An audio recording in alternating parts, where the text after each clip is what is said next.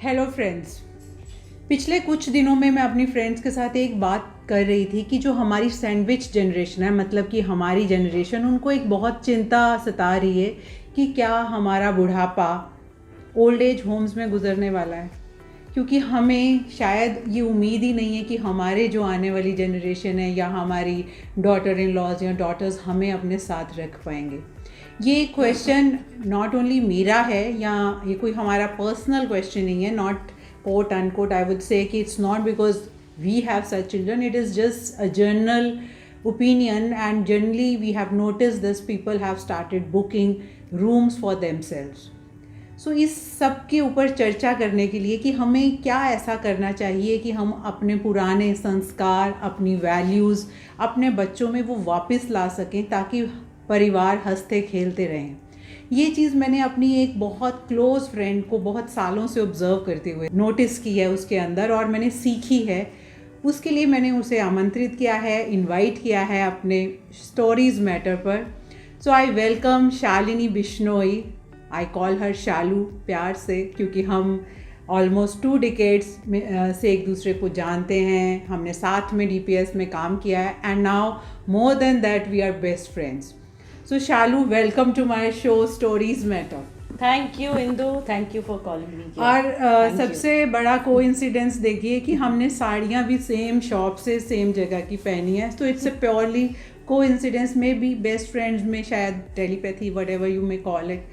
तो शालू, मैंने तुम्हें बहुत सालों से एक बहुत सुशील डॉटर इन लॉ, वाइफ तो हो ही, मम्मी, और अभी शालू नई नई मदर इन लॉ भी बनी है। सो ये जो सारे रोल्स हैं बहुत, आई वुड से, बहुत बखूबी और बहुत प्यार से निभा रही हैं। नॉट ओनली दैट, अपने स्कूल में as a teacher she is, I would say, an outstanding teacher, very loved one and very efficient in her everything. So मैंने जो आज इनसे क्वेश्चन पूछना है कि जब ये 20-21 साल की एज में बहू रानी बन के आई इन लॉज की फैमिली में, जहाँ सिस्टर इन लॉज भी थी, father in law, mother in law, तो उनको क्या एडजस्टमेंट्स करनी पड़ी और कैसा एटमॉस्फेयर था as a daughter in law? Indu, जब मैं शादी करके आई तो बिल्कुल ठीक कहा, मैं बहुत छोटी थी। बच्ची आजकल के बच्चों की शादियाँ उस उम्र में नहीं होती हैं। हाँ, 20-21 साल की लड़की थी। लेकिन एक बात कहना चाहूँगी कि उस समय की 20-21 साल की लड़कियों का जो भोलापन है वो आजकल दिखाई नहीं देता है।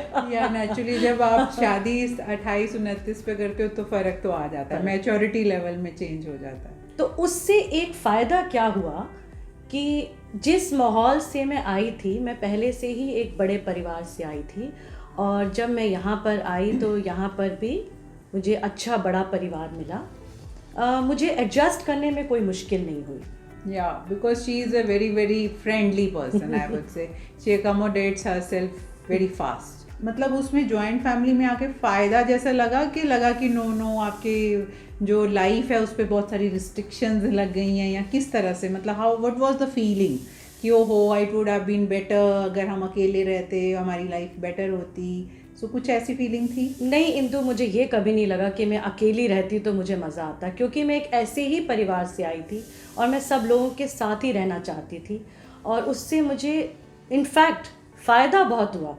फ़ायदा ये हुआ कि कहीं भी जाना होता था तो हमें सोचना नहीं पड़ता था, सिर्फ बताना होता था कि हम जा रहे हैं, और पीछे से घर में बाकी जो रह जाते थे उनकी फिक्र नहीं रहती थी, जिम्मेदारियां नहीं रहती। ये मैं बिल्कुल सही समझ पा रही हूँ, क्योंकि मेरी बेटी जो अभी लास्ट ईयर शादी करके रह रही है, सो हर टाइम वो बोलती है, मम्मा कितना काम, शादी क्या सिर्फ काम करने के लिए होती है? लाइक ग्रोसरीज की लिस्ट कभी ना कभी ख़त्म ही रहता है घर में, अभी पानी की टंकी लीक हो रही है, अभी कुछ हो रहा है, बिजली का bill. So there are so many things for a newly wed girl, it is actually difficult for her to manage. जो भी कहिए, जितना भी हम जेंडर इक्वालिटी की बात कर लें, अल्टीमेटली हम अभी भी लड़कियों के ऊपर ज़्यादा जिम्मेदारी आ जाती है। So in that case I think अगर ऑलरेडी एक mother in law, father in law हैं और घर चल रहा है और बच्चा सिर्फ बच्चे की तरह रह रहा है, सो उसके लिए काफ़ी ईजी है। बिल्कुल, this is what you want to say. मैं इस बात से बिल्कुल सहमत हूँ। ओके, सो सेकेंड क्वेश्चन जो मैं एज मदर, मुझे लगता है, या ऐसे कह लीजिए कि मैं खुद, हम भी बहुए रहे हैं, कि कहीं ना कहीं लड़कियों को ये लगता है कि जो मम्मी से प्यार मिलता है वो मम्मी इन लॉ से उतना नहीं मिलता, सेम फीलिंग नहीं होती। कहीं ना कहीं डॉटर इन लॉ ही रहती है और मदर इन लॉ ही कहलाती है। सो उसके बारे में आपका क्या कहना है? थोड़ा ज़रूरी नहीं है कि पॉलिटिकली करेक्ट आंसर दें। नहीं, मैं बिल्कुल इसका जवाब देना चाहूँगी इंदु।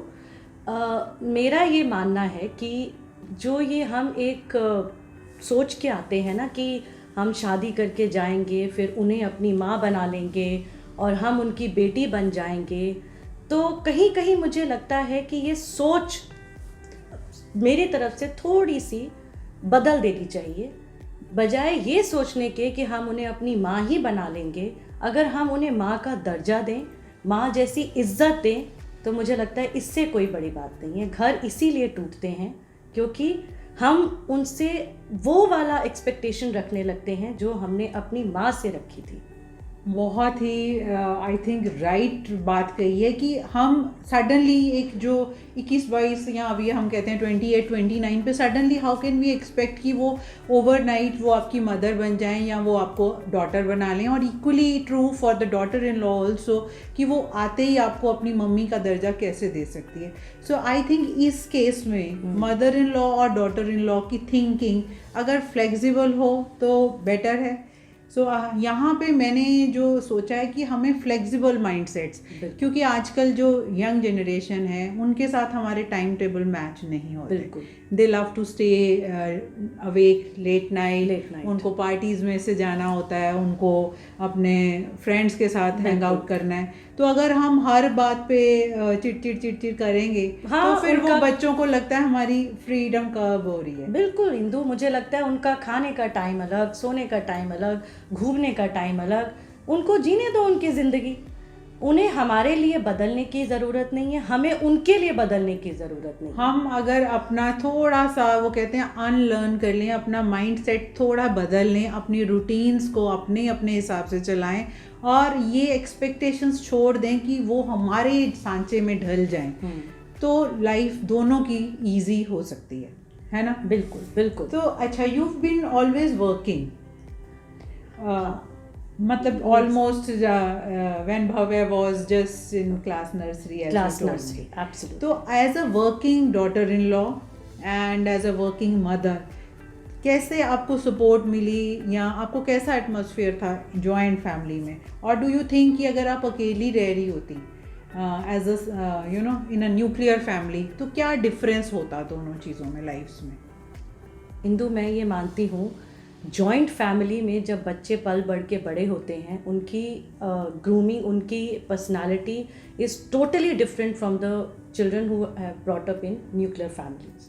आई स्टिल फील कि न्यूक्लियर फैमिलीज़ में बच्चे जो हैं थोड़ा सा introvert sometimes, you know, and they have different kind of emotional and social behaviour issues, you know, वो देखने को मिलते हैं। जब जॉइंट फैमिलीज़ में मैंने देखा है कि बच्चे एक दूसरे से, दादा से, दादी से, फिर चाचा, बुआ, मासी, मामा, सबसे कुछ ना कुछ उनको लर्निंग ज़रूर होती है। एंड वो जो पर्सनालिटी निकल के आती है ना, I can vouch, my son is one of them. Absolutely, I can vouch for that too. क्योंकि मैंने ये जो हम अपनी कहानियों के ज़रिए सुनाते हैं कि बच्चों को ये जो वैल्यूज़ हैं, जो दादा दादी से वो सुबह उठ के गुड मॉर्निंग करना, पाँव छूना, प्यार करना, हग करना, एक जो वार्मथ है वो नेचुरली मिल रहा है। उन they don't have to go ask for it. वो हग करके जो दादी मिलती है रोज़ बच्चे को, सुबह बाय करती है स्कूल जाने के टाइम।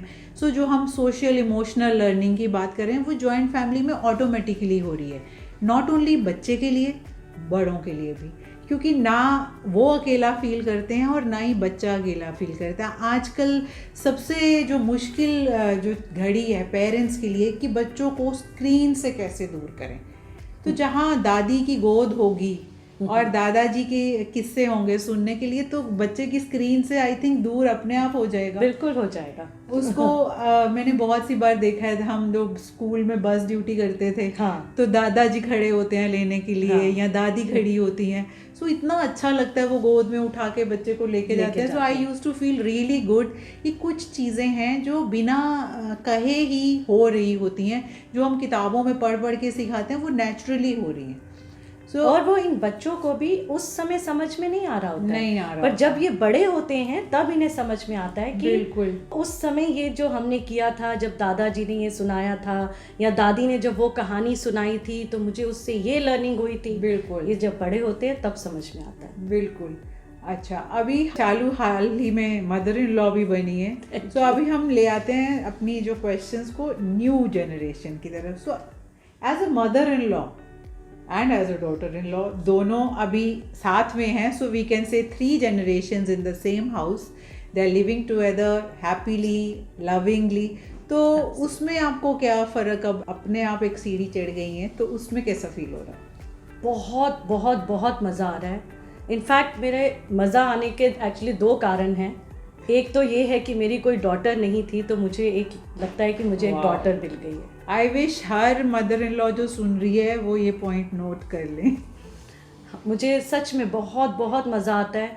जो बातें मैं एज लड़की नहीं कर पाती थी या नहीं बता पाती थी, वो अब मुझे लगता है कि मेरी बहू के आने से मैं उसके साथ कर सकती हूँ। बिल्कुल सही, शॉपिंग जा सकते हैं, शॉपिंग जा सकती हूँ, बिकॉज दैट आई डू। अभी मेरा बेटा छोटा है, अभी मैं वो वाली मदर इन लॉ नहीं बनी, मदर इन लॉ ज़रूर बनी हूँ, बट जो एक डॉटर के साथ जाके शॉपिंग, वो जो गर्ल टॉक होती है, एक अपनी हाँ साड़ियों की डिस्कशंस और लिपस्टिक शेड्स और वो सब, वो आप हमेशा बेटियों के साथ ज़्यादा कर पाते हो। और जिम्मेदारियों के हिसाब से, जिम्मेदारियों का तो इंदु मुझे बस ये कहना है कि जैसा चलता आता है ना, एक कहावत है शायद तुमने सुनी होगी, एक बहू जब शादी करके आई तो उसने आकर अपनी सास से कहा, सासू माँ बहुत अच्छा लग रहा है घर आकर आपके घर का सिस्टम बहुत अच्छा है, जैसा चल रहा है वैसा ही चलने दीजिए, इसमें कोई बदलाव मत कीजिएगा।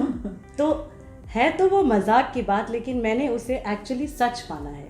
बेटा भी काम कर रहा है, बहू भी काम कर रही है।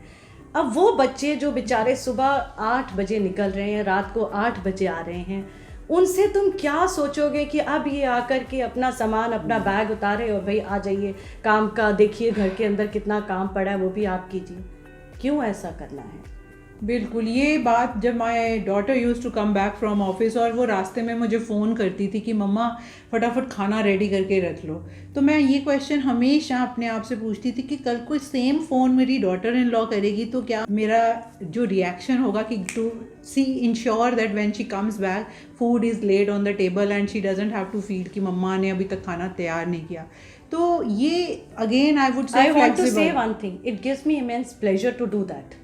मैं खुद बोलती हूँ कि मुझे प्लीज़ बताओ बच्चे क्या बना के रखूँ, क्या खाओगे, क्या अच्छा लगता है। I want to know your choice, I want to do it for you, same like I am doing it same. So फिर वही बात आ गई फ्लेक्सिबल माइंडसेट कि जब हम अपनी बेटियों के लिए कर सकते हैं 30 साल तक, तो वही चीज़ अगर हम सोचें कि वो भी बेटी ही है और उसके लिए भी कर ले, तो आई थिंक वो बेटी अपने आप she'll be oblige to do things for mother in law as well. जब उसको इतना प्यार मिलेगा, so you always love to reciprocate.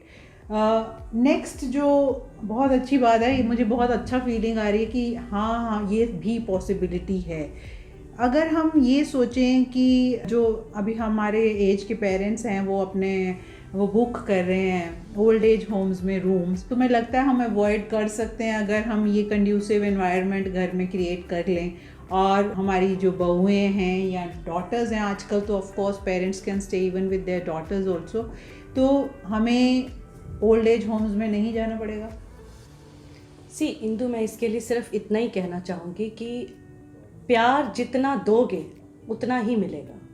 तो अगर हम सिर्फ यही सोचें कि ये तो करते नहीं हैं, हमें ही सिर्फ क्यों करना है, तो मुझे लगता है वही सोच हमें बदलनी है। जितना प्यार दोगे उतना मिलेगा, और जितना हम देते जाएंगे उतना ही मुझे लगता है कल को इसकी ज़रूरत शायद नहीं पड़ेगी। लेकिन प्यार इसलिए नहीं करना है कि कल को हमें ओल्ड एज नहीं जाना पड़े। वो सिर्फ आई am doing it unconditionally, and मुझे लगता है हर किसी को करना चाहिए। एक्चुअली ये मैं अभी एक बुक में ही पढ़ रही थी कि प्यार की परिभाषा ही ये है कि डोंट एक्सपेक्ट। एक्चुअली गीता में भी यही कहा गया है कि जब हम कहते हैं प्यार करता हूँ या प्यार करती हूँ, तो मतलब it's giving, I am not expecting anything in return. मैंने ये चीज़ अपने पेरेंट्स से भी सीखी है कि दे आर लाइक गिवर्स, पर वहाँ पे कहीं ना कहीं पेरेंट्स, अब जैसे शालू एग्जाम्पल सेट कर रही है, here I am not talking only about her, in general, कि हो सकता है पेरेंट्स अपना पूरा कर रहे हैं, पर कहीं बच्चे जो हमारी न्यू जनरेशन है, because they want freedom, they want to live life of their own, they want to go abroad, they want to settle, they want to have careers, और पेरेंट्स अकेले हैं, they have no company. So वहाँ पे हमें अपने दोस्त, मुझे लगता है ऐसे समय में ये दोस्ती किस काम आएगी। अपनी जीवन जीना मत छोड़िए, बिल्कुल। Keep your friend circle alive and keep meeting on regular basis. Have interviews like this, and I also ensure you we meet on a regular basis. हम आपस में बैठ के, वो कहते हैं ना कि एक जो अच्छा दोस्त है वो भी थेरेपिस्ट होता है। जब वो आपके दिल की बात सुन लेता है, हम अपने आपस में सुख दुख शेयर करते हैं, तो वो हम थेरेपिस्ट होते हैं। फ्रेंड्स, हम अपनी इंटरव्यू के लास्ट क्वेश्चन पे हम शालू से एक अच्छा सा मैसेज लेते हैं। तो शालू, हमारे व्यूअर्स के लिए आपका आखिरी मैसेज क्या है? मेरा जहाँ शुरुआत हुई थी वही प्यार से, और मेरे ख्याल से इसका एंड भी प्यार से ही करना चाहूँगी कि जितना प्यार बांटोगे उतना मिलेगा। Love is not a noun, it's a verb. Oh wow, what a beautiful quote. So as a psychologist और एज अ काउंसलर, मुझे ये लगता है कि जैसे जैसे हम बड़े होते जाते हैं उम्र में, अपने एक्सपीरियंसेस में, और अपने आसपास हम जो देखते हैं उसमें जितना हम अनलर्न करते जाएं, जो हमारे रिजिड विचार हैं, अगर उनको हम थोड़ी अपने ढक्कन खिड़कियां खोल लें और अपने आप को बच्चों के साथ अडाप्ट करें, एडजस्ट करें, सो फिर भी एक कंड्यूसिव हार्मोनियस रिलेशनशिप चलते रह सकते हैं, and we can still have good, happy, joint families, or even if it's not living in the same house, we can be living together in separate homes also, meeting each other at regular basis, taking care of each other, being there for each other, so that nobody is alone and nobody feels left out or unloved. Thank you. Keep watching. This is Indu Punj. Namaskar. ये कहा था उस time, एक वो बड़ी अच्छी थी कि माता जी आपके घर से बदबू आती है, वो कहती 7 दिन बाद की कोई बदबू ही नहीं आ रही, वो कहती बेटा तुझे आदत पड़ गई। एक्चुअली